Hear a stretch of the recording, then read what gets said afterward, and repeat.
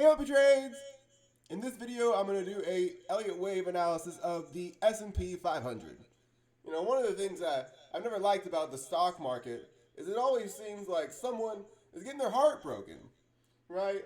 Someone's always getting their heart broken. That's what we always hear.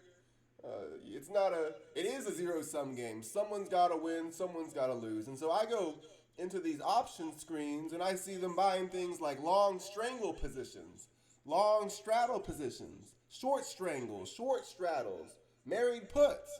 And I said, wait a minute. Those are delta neutral strategies. But anyway, this video isn't about that. This video is about the heartbreak. Of course, that's where all the money is. But all the glamour, all the glitz, and of course, sometimes a lot of the money is in the heartbreak, knowing who's about to get their heart broken. I tried to warn the bears. I said, like this post, SPY is slightly below 400. Like this post if you think the next long-term destination is 600, as I do. Retweet this post if you think the next long-term target is 200, as I suspect Elliott Wave bears believe. So that was back when it was still called Twitter. Long time ago. Oh, man. And I warned the bears, because a good Elliott Wave theorist always knows both sides of the argument. I tried to warn the bears this wasn't happening. Not yet. I tried to warn the bears this wasn't happening. Not yet. We were going to see that this was a 1, 2, 3, 4, 5 wave 1 and an A, B, C wave 2 that ended at the 50% retracement.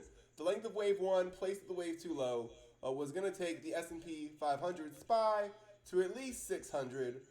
Voila, SPY has reached 600. So we're going to talk about SPY now. We're going to talk about some heartbreak because there's going to be a little bit of heartbreak. Heartbreak is an interesting thing because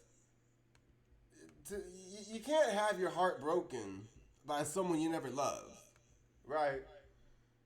And so that's kind of what's gonna be going on here with the S&P 500. It's gonna make people really love it. It's gonna make people really love it. That's the hard part about heartbreak. People make you love them first, then they break you. They don't just stay out of your life, right? The S&P 500, it could have just dawdled here, dawdled. It could have just stayed in the 500s, but it's not gonna. We'll get into what it's gonna do. Heartbreak requires love. That's the cruelty of the world. It's the cruelty of the stock market. But unlike the stock market, someone can tell you after a bad experience with love, someone can tell you like love isn't real, it doesn't really matter. Yeah, get back out there, player. There's other fish in the sea. The stock market, that type of heartbreak solution is just not there. All right, it is real. And we've seen some bears get their heart broken for a long time. And what we see, potentially, not tomorrow, not next week, maybe, I'm just kidding. We're going to see that all change, who's getting their heart broken. This is not something that's going to happen in the super near term. But it's something to think about. It's something I think about. The length of this rally placed at this low is this minimum 100% target of 609. So I rounded down to 600 for target purposes. And that's an important thing to think about, is that I rounded down to hit a certain target because I understood the risk reward aspect. The big picture, in the long term, I would say the S&P 500 has switched to a trader's market. It's no longer for me, as far as long equities go, it's got to be for a trade, and so we're gonna get into that kind of idea because, like I said, heartbreak, and that's not to say anyone should go try to gain this last bit. I cover the stock market every day, literally, and I have to use certain words just to speak because language is meant to be understood.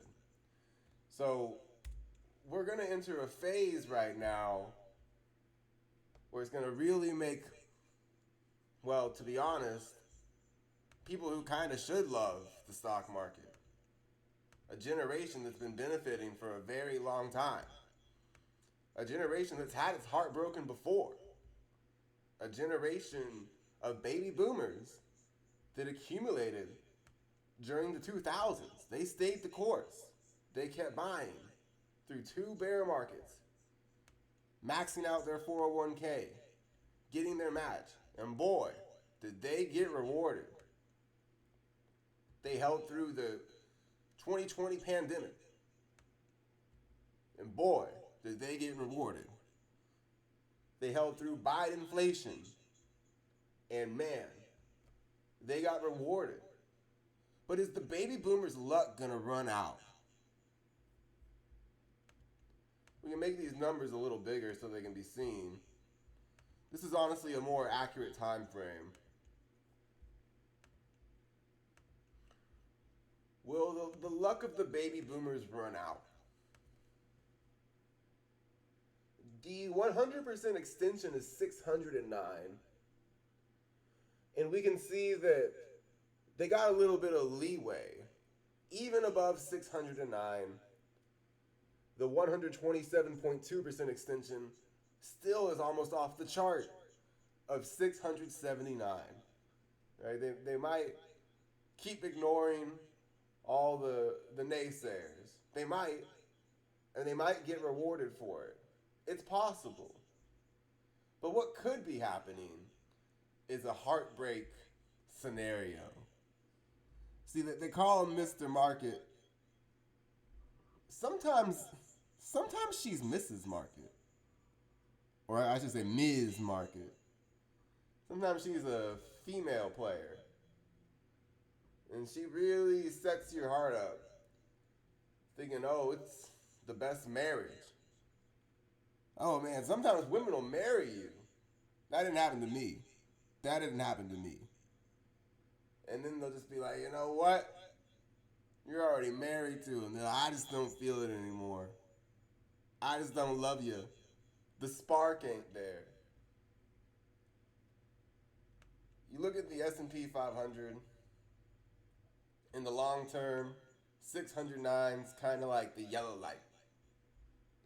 And the closer it gets to 678, that's the red light, right? If it gets there at all. But what could happen? You know, let's talk to the bears for a little bit. We zoom in, there might be a melt up scenario right now.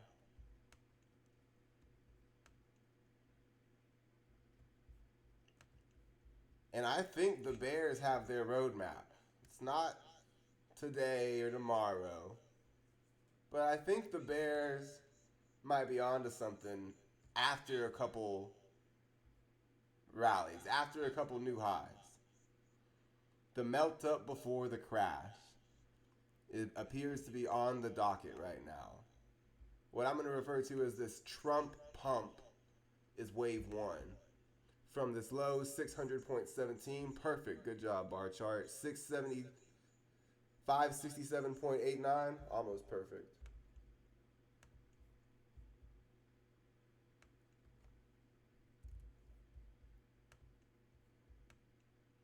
We look at this. This could, from this low, appears to be a wave one.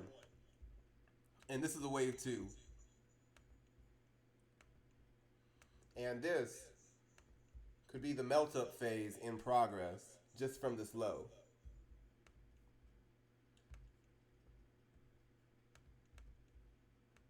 I'm going to get these retracements. I'm going to get the 50% retracement. What could have happened is that this is a wave one and a wave two is already ended. So this is the really cool part about this setup is that the invalidation and the stop loss is very easy. It's the gap. All right, the bottom of this gap, sorry, the top of this gap is 576. It lines up perfectly with 574. That's a good long-term invalidation for this idea. 574 to 570. Sorry, to 576.76. 574 to 576. Let's just call it 574 to 576. It's going to be the invalidation. And really, this low, 583 to the 61.8% retracement, 580, is the more useful short-term level. This is a very short-term time frame. What could be positioned in the market right now is the melt up before the crash. This could be a wave one and a wave two that ended. So the target is the length of wave one placed at the wave two low. That's 616. And that lines up right with 609. So 616 to 609, that's a big yellow light. That's a big yellow light. Oh, I mean, realistically, one of the points of the beginning was that the yellow light phase has kind of already started for the long term. That's what I said when I meant it's no longer just blindly holding the equities for me. This is a trade. The melt up before the crash. And I'm honestly looking down the road for the short. And I caught myself looking at inverse ETFs and options and stuff like that last night. So